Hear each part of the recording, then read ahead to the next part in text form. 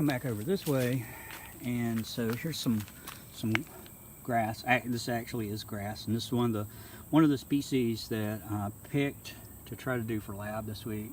And it's growing in clumps here in kind of this hardwood area. And interestingly enough, I didn't see this until just now.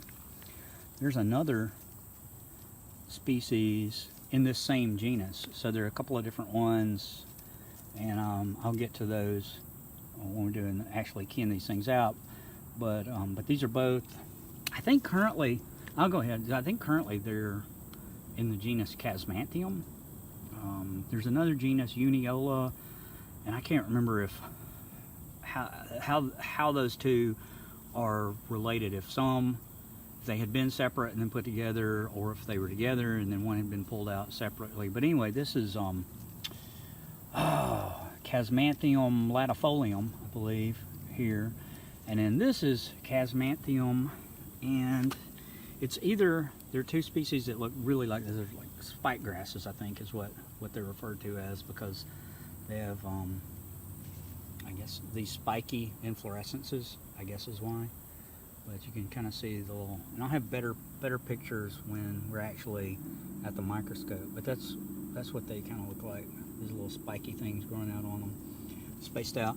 But if you get down into the bottom of these things and start looking at the stems and all, one of the ways you can tell these two species apart from one another is one of them is just really hairy down here. I believe it's down here at the base. This one is not. So there's one that has hairs, and I think its species is Chasmanthium sessiliflorum, and that has the hairs. And then there's one called Chasmanthium laxum, L-A-X-U-M. Curiously enough, it doesn't have the hairs, so it lacks the hairs. So Chasmanthium sessiliflorum has them, and Chasmanthium laxum lacks them. It lacks them.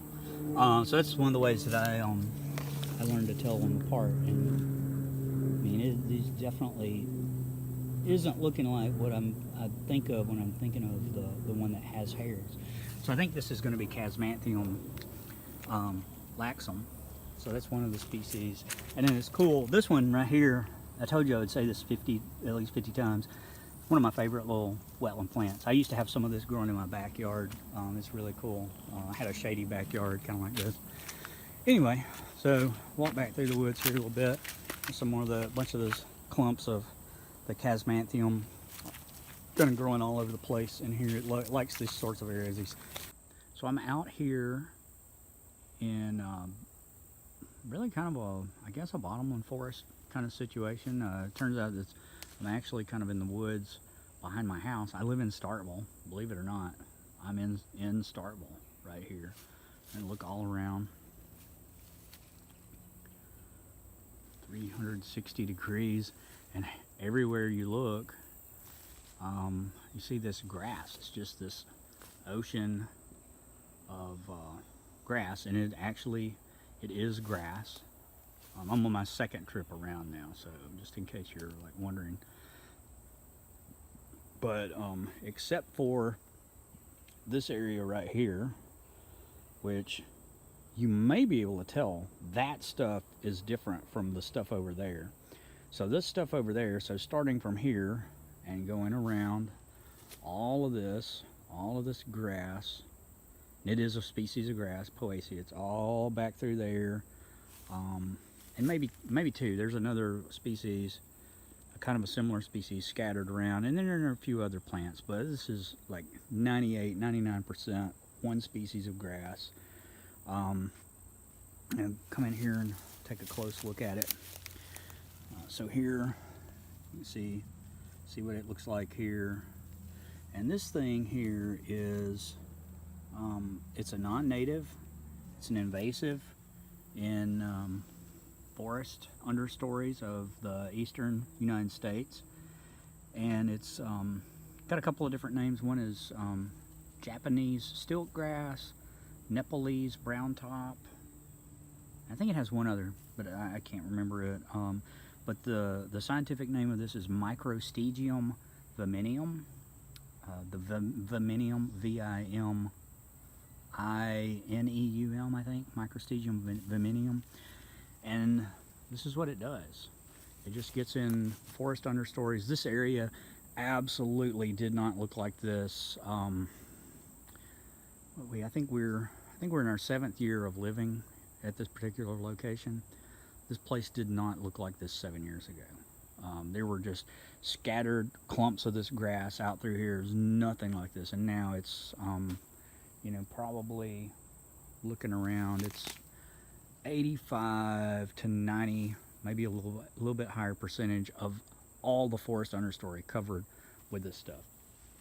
There's another little non-native grass that's in here, and I see some patches of it every once in a while. It's basket grass, Oplusmenius or something like that is the genus on it. I've seen some of it in here. It plays well with others, unlike this Microstegium. But the reason I started making this video here for you, though, was this grass right here. So in the other video, the field trip video that I made, so I was walking along and I found these two grasses, two species of Chasmanthium. They were growing side by side, and I said that one of them was one of my favorite plants. I had planted some of it in my the backyard at not the current place where I live, but a different house. And then the other one was Chasmanthium laxum, and we said one of the ways you can tell it is there are these hairs down at the base, and Chasmanthium laxum lacks them. And there was another one, Chasmanthium, I think it's sessiliflorum. Either sessiliflorum or sessilifolium, but I think it's sessiliflorum, and it has these hairs. So what we're going to do, because this plant right here looks a little bit different, the leaf blades on it are thicker, wider than they were on the laxum that I collected the other day. And so we're going to get out here and have a look and see if we can, wow, I can already see on the plant right down here, even from standing where I was, I could see hairs on this. So you can see that it is obvious with the sunlight behind there how hairy this is. All right, and so that's cool. So we can come up and maybe I can get a good look at the fruit on this. There you go. Now check that out. Okay, so it looks just like that other one that we saw the other day. I mean, the fruit do. So the glooms and paleolima and all that stuff. So the spikelets look very similar on this to the laxum, but this has much broader leaf blades, and then that one really cool diagnostic is the hairs. So sessiliflorum has them, and Chasmanthium laxum.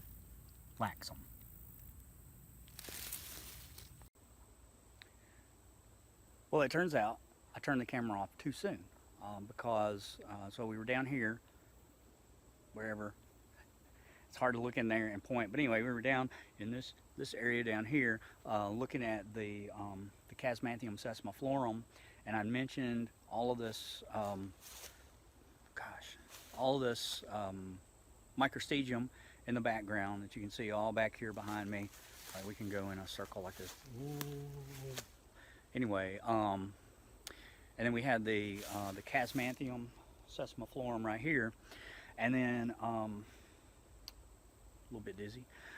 And then I was taking a couple of steps off in this direction. I was going to go over and try to find some rushes for the rush lab to make a video of working through the rush key.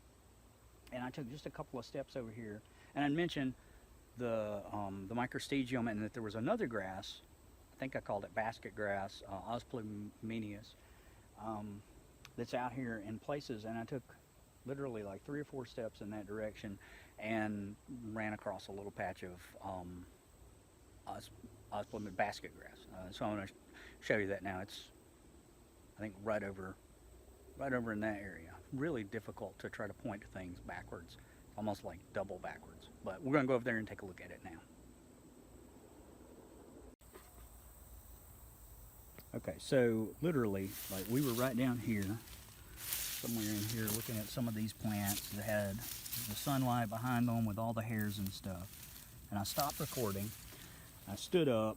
Well, actually, I grabbed my stick and my my soda there. Grabbed those, stood up, grabbed those, and I took, literally, this is not kidding, 1, 2, 3 steps, and then right here was a little patch of this basket grass. And so I'm going to show you right here. And there we go. So that's what it looks like. It's got some really funky looking awns. See, this one does have awns on the I don't know, either the gloom or the lemma or something in there. Like, if I can zoom in here and get it to focus for us. There we go. All right, and the awns are a little bit reddish at times during the year, and then I think the maybe the anthers, something in here is kind of a pink color, and it's actually got out of focus. Sorry about that. And it really is kind of a pretty grass. I mean, a lot of the things that get introduced and become invasives, although I don't know necessarily. I mean, this one, like I said, it kind of plays well with others. It's not like the microstegium that comes in and takes over everything. And it's kind of pretty. It has a little kind of wrinkly leaves, which is kind of cool. And then it has some pinkish color to it at times during the year. So it's kind of a cool little plant, a basket grass. And again, it gets along okay with things like the spike rush or whatever. But then you look up, and there's just this ocean of microstegium. Does not play well with others. But I want to take a second and show you this one because it's kind of cool. It's a different little grass, and again, you know, just an example of another non-native that's been introduced to these understory forests, bottomland areas, possibly some kind of upland forests. I haven't seen a lot of it around. I mean, really, I think this here on this property is the only place I've ever encountered this particular species. But I wanted to point that out while I was out here. Basket grass, and then the spike grass, maybe the Chasmanthium sessiliflorum, and then back there, boo, microstegium. All right, so walked a little bit farther in the woods here, and I got really excited because we're going to be able to get a third species of Chasmanthium. So we'd seen Chasmanthium laxum, Chasmanthium sessiliflorum, saw some Chasmanthium latifolium with the laxum, but it didn't have any flowers or fruit on it. And walking around in the woods here, and lo and behold, one of my favorite wetland plants, Chasmanthium latifolium, growing out here. Kind of zoom in a little bit and see what the fruit or flowers look like on this thing.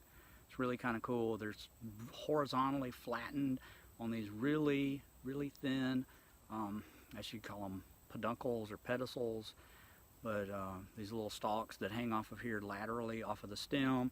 It's got these horizontal leaves popping out, kind of characteristic two-ranked leaf arrangement that the grasses have, and it's just a really, in my opinion, a really pretty grass. It's one that I used to have it growing in my backyard. I actually bought some. There was some at I don't know where it was, some home improvement store or something, where they actually had some pots of this stuff that they were selling. It's kind of weird. I bought it because you can go out in the woods and get it, but you know, I prefer to leave the things that are out here. I prefer to leave them out here when I can. But it was cool. I was walking along, saw a little patch of this stuff. There, I don't know, a dozen or so plants growing here. They found a spot in the woods where there was no microstegium. We're able to get established in here, and really cool. So now this is three species in this genus Chasmanthium. So this is Chasmanthium latifolium, and then we saw Chasmanthium laxum at a previous location where I saw some of this, and then just a few minutes ago on this particular trip out here, we saw Chasmanthium sessiliflorum. So that's really cool. Three really neat forest understory grasses that we've been able to see, all three in the same genus. So that's really cool. And again, right here, Chasmanthium latifolium.